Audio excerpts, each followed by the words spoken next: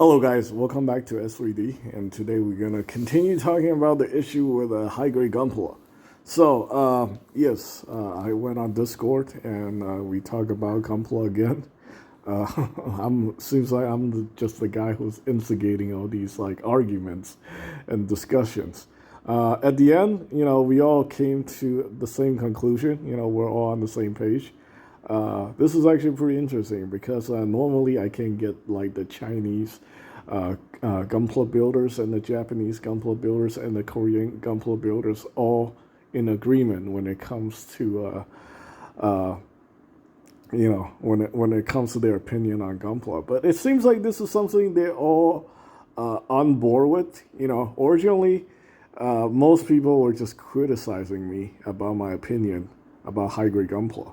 They're like saying like, okay, well, you've been doing this for what, like 5 years, and obviously you've done hundreds of kits. When it comes to HG, you should be very well aware that like almost 99% of HG kits have color accuracy problem because that's just the nature of the product. When it comes to this scale and this price point, there's absolutely no way for Bandai to do 100% color accuracy. And I'm like, well, yeah, obviously I know that. I'm not asking for 100% perfection. If I was to, I was interested in that, I would probably just go buy a real gray, right? Or buy a Robodamashi figure, right? I'm mostly concerned about, outrageous stuff like parts that are just placed on the wrong runner. For example, recently the Gundam Mark II, where the backpack is placed on the same runner as the chest. You know how these things are made in the factory. Basically, the runners are modular. Certain parts of the runner are modular. And also Bandai can do multi-color injections. So they can actually use the same part and just inject a different color into the other section of that runner to make it a dark gray color instead of having it all in blue. Honestly, I think it's laziness. And if you're watching this video, I use the Gundam Tristan as the thumbnail because that is the pinnacle of laziness. Bandai have been criticized by the Japanese community for that, and I think they were really ashamed of that Gundam Tristan. I don't know if that kit's ever going to get reprinted again. I think they need to do something about it. I don't know how they're going to do it, but something needs to be done about that kit. Maybe we need like a 1.5 version or something. Or a P Bandai Gundam Tristan where they address all the problems. But it's not a very popular mobile suit, so I think they just write it off as a lost cause. Like the Zeta, right? They did actually address all the problems. They made a different mode for the Zeta, which I find it hilarious. They obviously man up and realize they completely butcher the freaking Zeta again. So anyway, the whole point here is I think Bandai have good intentions, and they have they have better people running the Plamo department nowadays.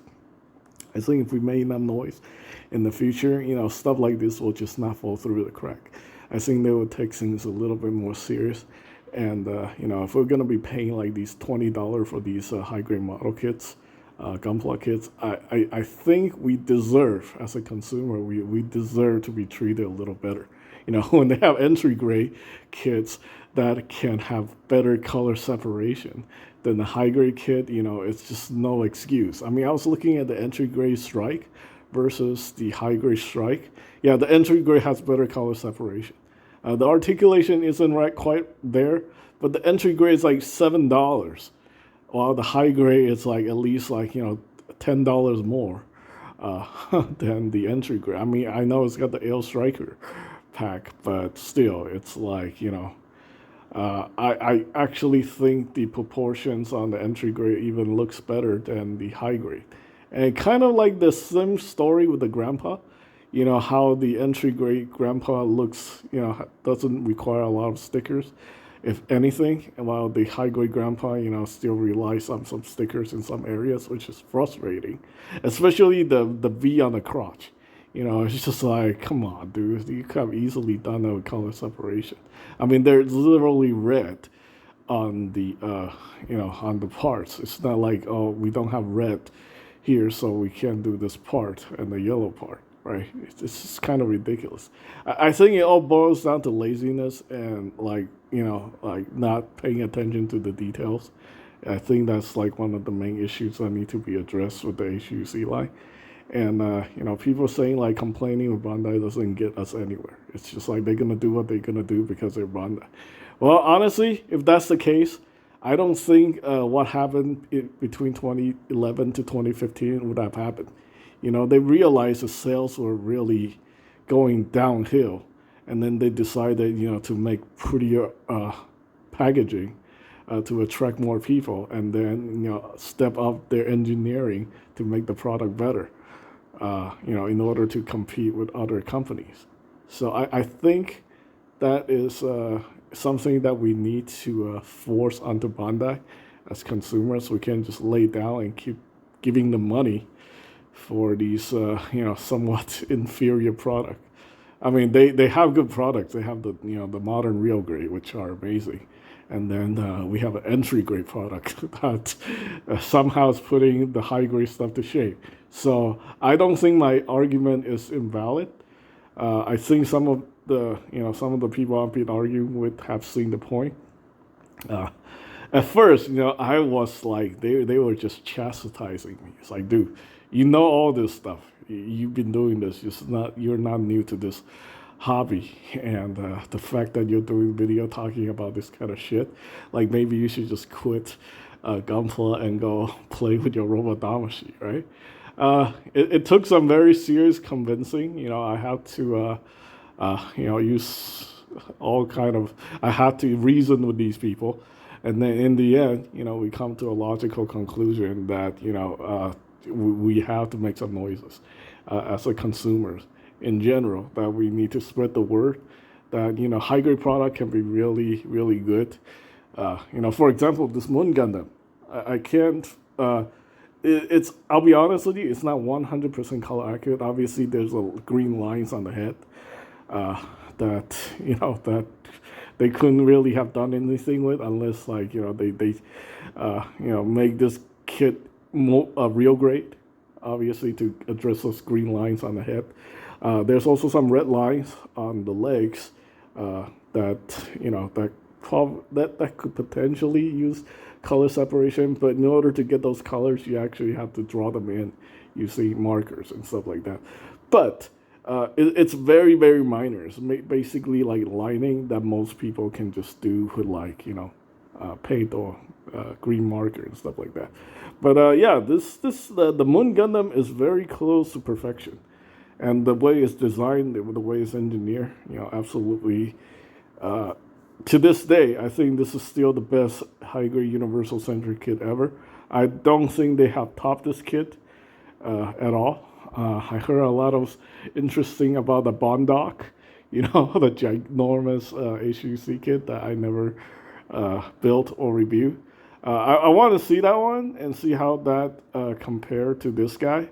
But I really don't think so. From the reviews that I think the Bondoc is most likely missing some color somewhere. And it's a ginormous kit, so like when it comes to like really big stuff, like the Neo Zeon, the Bondoc, the stuff that are just like like twice or three times the size of regular HG kits. I don't really put them in this same category. I have a very separate category for like the big stuff.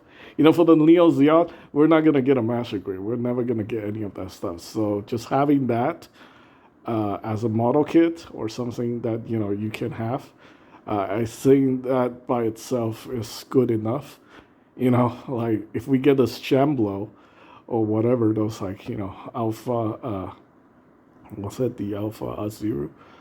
No, the thing from Stardust Memory. The Annabelle Gatto's giant. The new Zeo, if we get that as a high-grade kit, I would not complain about color inaccuracies in that case. If they have to give us foil stickers or some parts on the new Zeo, I'm okay with it. But we're talking about like just the standard basic $20 high-grade universal-centric kit. I think all these things can be done with proper color separation. and like better joints for the price point. I think all these things are reasonable, and as consumers, I think we have the right to ask for these kind of things. We should make some noise because I think I'm pretty sure Bandai will listen. There's enough people concerned about this because, given their history with this line, they have made a lot of changes. And it's not just like, people not doing anything about it. Obviously, I'm pretty sure people complain and they listen. So, anyway, I think, if all these problems are being addressed, I think the line, the high-grade universal century line, has good potential in the future. I don't know what they're gonna make in the future.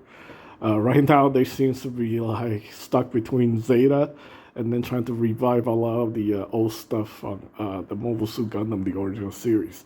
But it seems like Naoki side are just playing like the lazy route. Basically, like the Robot Damashi collectors are just telling me, like the Zakus are basically buildable Robot Damashi figures. That's it. He's like making these things, and he's kind of like maybe taking away money from Tamashii Nations because people who are cheap, who doesn't want to buy the Robot Damashi Zaku 2s, they can just buy a whole bunch of these and be perfectly okay with it. I mean, it's a grunt suit, right? It's not like we're super serious about having like like I don't think just having like 20 Robot Damashi Zaku 2s would be very cost efficient nowadays. I could have one Robot Damashi Zaku 2 and then just have a whole bunch of the HGUC as placeholders, being posed in the diorama. I don't think people's going to notice the difference, to be honest with you, in the proper lighting. But I hope that they do something with the Mobile Suit Gundam stuff, like the Zaku 1, the maybe the Galgook and all that stuff. If they're going forward with that line, I hope they take a lot of things I said into consideration. And obviously, I don't get enough views on this channel to have any sort of impact. So what we need to do is basically spread the word about this issue. I'm pretty sure I'm not the only one complaining about this. This is being said, and I think like all the people that have argued with have at some point see my point and agree with this whole situation. I mean, it's like, I'm not saying like we should all boycott HGUC. I think these things could easily be fixed based on the price point that we're paying, the $20 price point, which I think is a lot. When there's stuff out there like the, again, like the real grade and the entry grade, the HG could be a lot better for what they are. It will have a place in the Gunpla line. I think they can make the HG line, especially the Gunpla stuff, just good as everything else. Just simply, making some small changes that they are perfectly capable of doing. So anyway, that's pretty much it for this video. Thanks for watching.